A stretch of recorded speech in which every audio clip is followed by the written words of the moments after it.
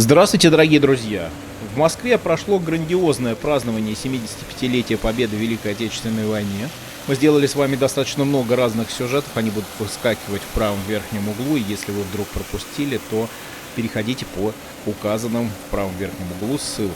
Ну а поводом этого сюжета стал очередной видеоответ на ваши комментарии, которые практически ежегодно повторяются, и темой этого сюжета послужило то, что происходит в первые секунды после того, когда проходит по улицам города колонна с военной техникой, как приводят в порядок улицы, в каком состоянии асфальт, и что после всего этого происходит, какой с вашей точки зрения, как вы говорите, нанесен урон. Вы видите, что по данной улице прошел только что парад военной техники, который прошел 24.06.2020 года.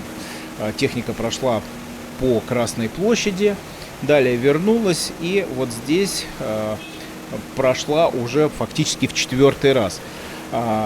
Две ночные репетиции были, и также генеральная репетиция в утренние часы, и отдельно проходила техника сегодня, 26 числа. Вот так сразу после прохождения военной колонны проходит уборочная техника и приводит улицы в должный вид. Напомню, что такие колонны пройдут по всему маршруту. Это и у нас Баррикадное, и Садовое кольцо, и площадь Маяковского, и Тверская улица, и сразу же это все пройдет по Кремлевской набережной. Техника пройдет и по Москворецкому мосту, Москворецкой улице, по Большому Каменному мосту, по Маховой улице, и здесь уйдет на Арбат, и не один раз пройдет вот подобная колонна и приведет все в порядок. Как вы видите, что никаких повреждений существенных трасса, дорога, асфальт, как вы хотите, не получила. Улица находится в прекрасном состоянии. Напомню, что эта колонна идет сразу в первые секунды после того, когда прошла основная колонна военной техники.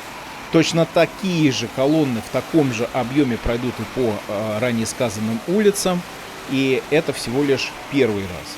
Напомню, что они пройдут и второй, и третий, и 4-й раз, и улицы будут еще чище, еще светлее и более, можно на простом языке, отполированы, можно так сказать.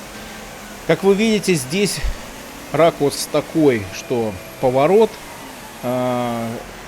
здесь проходила и гусеничная техника. Напомню, что все сюжеты, которые я снял, они доступны, и они выскакивают в правом верхнем углу. Поэтому смотрите сами. Вот в таком прекраснейшем состоянии улицы. Я бы настоятельно рекомендовал не слушать тех, кто пытается ввести смуту. Как правило, это бойцы диванного фронта, которые рассказывают о том, что парад — это вред и многое другое. И то же самое в сторону улиц, в сторону асфальта, в сторону правительства, а также нашего градоначальника несут разную, мягко говоря, ахинею. Судите сами, смотрите. Я, например, верю своим глазам, своим ушам и показываю вам то, что я вижу здесь, сейчас. И мне хочется, чтобы этот сюжет был окончательным, чтобы мы больше не обсуждали ту самую проблему, которая возникает в комментариях практически в конце каждого парада, а именно это поврежденный асфальт и так далее. Даже если он где-то и будет, точнее, поврежден, то его в самое ближайшее время заменят. И это здорово. Вот такой у нас сюжет с вами получился в ответную на ваши комментарии. Я каждого поздравляю с праздником Великой Победы.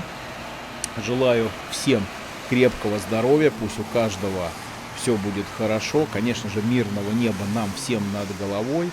И буду рад вас видеть в комментариях, как к этому сюжету, так и другим своим видеосюжетам, которые я сделал, которые доступны на моем канале. Основная ссылка на все мои сюжеты будет в закрепленном комментарии, но я с вами не прощаюсь, я всего лишь говорю вам ну а пока-пока и до нового сюжета.